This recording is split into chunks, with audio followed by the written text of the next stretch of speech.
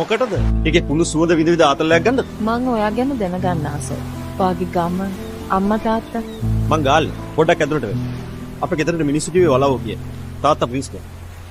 අම්මා ගෙදර. ඉස්සර අපිට ගොඩාක් සල්ලි තිබ්බා. ඒකට මම ඉස්කෝලේ ගියේ කාර් එක. ගාල්ලේ හොඳ මිස් කෝල්. ඇත්තට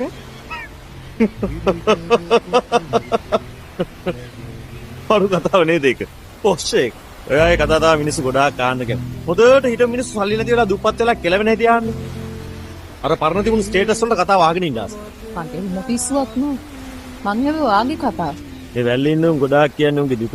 ඒවට තමයි සුදු සිද්ධ අඬවන්නේ. තාත්තා මුහුදු ගියා. පස්සේ කුඩු වලට බැහැිනවා. අම්මා වටේට මල්ලා ඇඟිල්ලලා තමයි අපේ ජීවත් කරේ. තාම මල්ලි කෙනෙක් හිටියා උලේඩ වෙලා මල්ලා. තාත්තා වෙන ගෑණික් කරන් ගමෙන් පෑන්නා.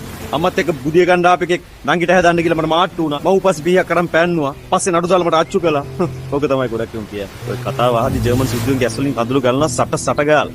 මට ඔගේ සිද්ධියොන්ට කියන කතාව වලින් වැඩක් නෑ මනසේ. මං ආයි කතා. මොකටද?